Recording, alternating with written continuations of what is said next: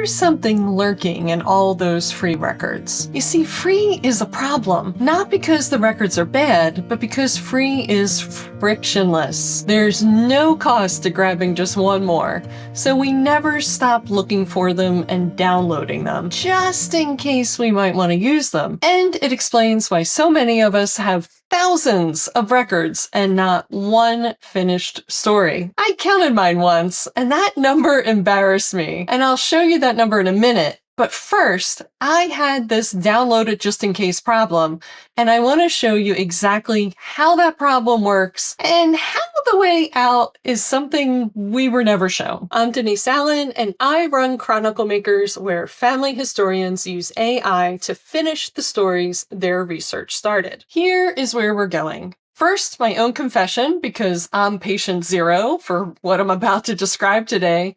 Then, why more records stopped being the real problem for you and me a long, long time ago. And then the part that most of us were never given permission to do, the part that actually turns a pile of records into something somebody wants to read and keep. Right at the end of this video, I'll explain why the AI everyone complains about and how it keeps making things up is the same problem about the free record collection, but just wearing a little bit of a different outfit. All right, so let me go first with this confession.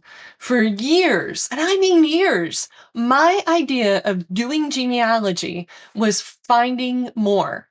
Open the laptop, log in, search, new record, save it. A hint? Click on it. A new database just came online? New records? Well, I have to drop everything and spend my Friday night searching it. And down the rabbit hole I'd go. And it felt productive. And every record I saved felt like progress. And here's the thing none of us get told. Every single genealogy website out there is selling us a number. Millions added every month. And the pile that we could access just keeps growing. And the number, quite honestly, is kind of intoxicating. It makes us feel like we're tapping into this vast, open treasure of records, and that our family's out there just waiting for us to discover them in those billions of records. And we just haven't grabbed the right records yet. But I actually counted one day. The records I had on one of my ancestors, the one I had done a ton of research on, was 29 records. So this isn't hundreds, it's not thousands, and it's certainly not millions and billions of records that I have on my one ancestor. It's just 29. And that was after years of searching, years of saving, and years of feeling super duper productive. I had 29 records. And honestly, I got those years ago. So the billions being advertised are not for me. And for most of the ancestors I'm researching, what exists is somewhere between 5 and 20 records for any one of them.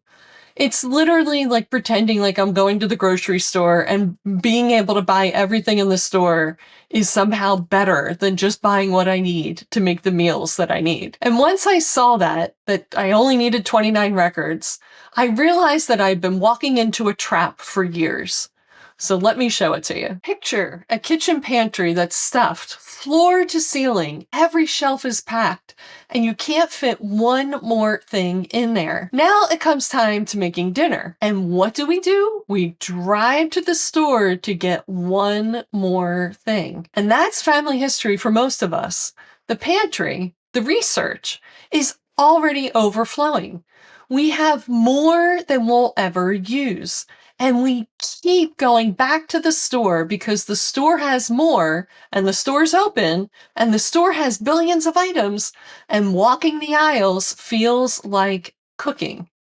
But the meal never really gets made. And this isn't a character flaw. I want to be really clear about that. It's not that it's bad, and it's not that I'm judging anyone. I'm just pointing out a trained habit that we have. Think about everything that we've ever been taught about doing genealogy. It's always been about the search. Find the record, find the next record, hidden features for where to find more records.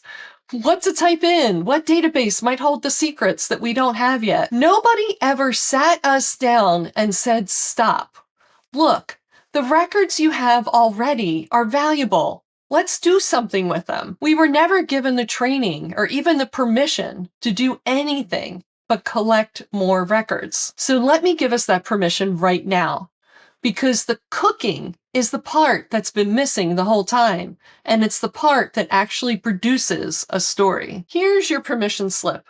We don't need records 30, 31, and 32. We need to cook with the 29 records we already have, or 12, or 10, or 5, or whatever it is for you. And cooking isn't vague. It's specific work, real work, the work that never got done when we were busy wandering the aisles of the store. Transcribe it. Turn that faded image into text that you can actually read and use. Correlate it. Is the John in that 1850 census the same John in the deed that you found? Records don't connect themselves. We have to connect them. Contextualize it. What did it actually mean to be a dairy farmer back in that time? The record is a fact. The context is a story. Resolve the conflicts between your records. 2 sources, 2 birth years, which one's right? And how do you know? And then write it down. Turn that correlated, contextualized fact into a chronicle that a living human being will actually read. That is the work. And that's what's been sitting undone in your full pantry of research while driving back and forth to the store for the 100th time. And here's the part that matters for anyone who's been told that AI is useless at this point. This is exactly the work AI is built to help with, not the finding of records. We already know how to find more records and to search. AI is the first tool that helps you with what you do after you find the records. The transcribing, the correlating, the contextualizing, the drafting. In other words, the cooking. The least useful thing AI can do for you is to look up more records. And that's the one thing most people default to asking it to do. So here's where, when people complain that AI makes things up, makes sense, because AI is there to generate answers. And so I asked AI for a baptism record and it invented one. Fits the bill, because of course AI did. AI is a tool that helps with records that you've already found. If you ask it for new records, it's going to create a new record. The problem is we've been trained that the next record is the answer. So when AI arrived, we didn't ask it to help us understand the records and finish the work that we've already started. We asked it to help us keep collecting more records. And that's the worst thing AI can do for us. Remember when I said that I had 29 records on my ancestor and I was busy out searching for more? I decided not to go back to the store once more when it came to this ancestor. I took what I already had in the pantry and cooked with it. And for the first time, there was a story instead of a stack of records. Here is what it looks like. And that is the shift. Not more records, more use from the records that we already have. Because the question that matters is not, what else can I find? It's, how do I make what I found matter? And that is what AI can help with. Not replacing the search capabilities, not inventing evidence or inventing records, helping us turn the evidence we already have into something another human being can actually read and care about. If you were sitting on a full pantry of records and looking to cook with them and turn them into a story, I invite you to join my email list. Every month, I send out a free AI prompt for family historians, one practical thing to help you use AI on the research you already have. Link is in the description below. Take one record, one ancestor, one page, and make something useful from what you've already found. I'll see you in the next one.